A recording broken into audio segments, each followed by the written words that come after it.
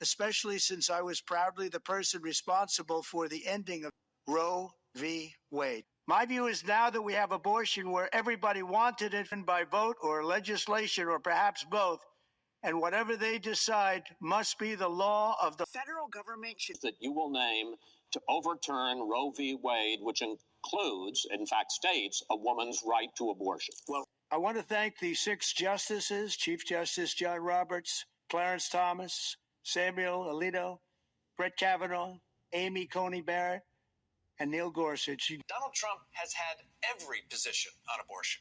I'm very pro-choice. I am pro-choice in every respect. I am pro-life. Do you believe in punishment for abortion? Yes or no, as a principle? The answer is that there has to be some form of punishment. For the woman? Yeah, there has to be some form. Within 3 hours, Trump did a 180.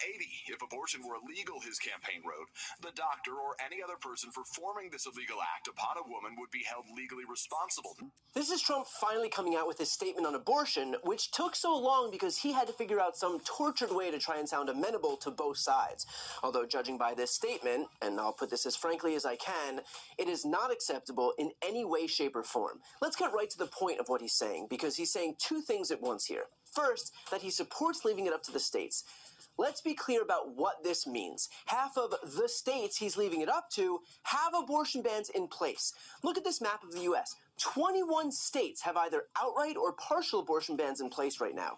Donald Trump supporting quote-unquote states' rights is another way of him saying that he supports the full ban, even in cases of rape or incest, in Texas, for example. Is that moderate? Is that reasonable? It's another way of him saying that he supports the full ban, also with no exceptions, in Alabama and Louisiana and Arkansas, in Tennessee and Kentucky and West Virginia and Idaho. Is that a moderate stance?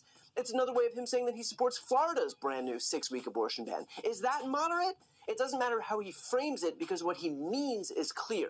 If you support abortion bans in the states, then you support abortion bans, period. What he just said was he supports, like, Florida's 6-week ban. Yep. 6-week ban, ban before women know whether they're pregnant or not. Dangerous.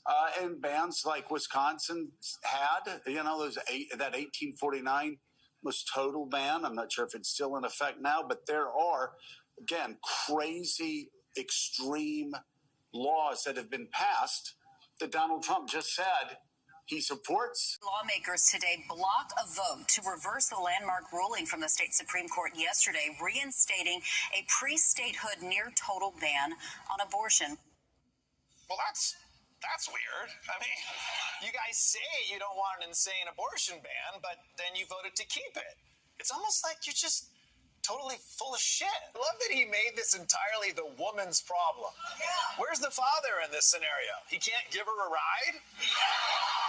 He's just standing at the bus station waving like, bye, have a nice abortion. But what is wrong with you guys? It's not the worst thing in the world to take a bus to a different state. It's also not the worst thing in the world to just let women have rights, you know? The facts, which I've said before and I'll say 1,000 more times if I have to. First of all, post-birth abortion is not happening. It is a way for demagogues like Donald Trump to fearmonger to a base that they love nothing more than to exploit and manipulate. Second of all, according to the CDC, almost 99% of abortions occur before 21 weeks.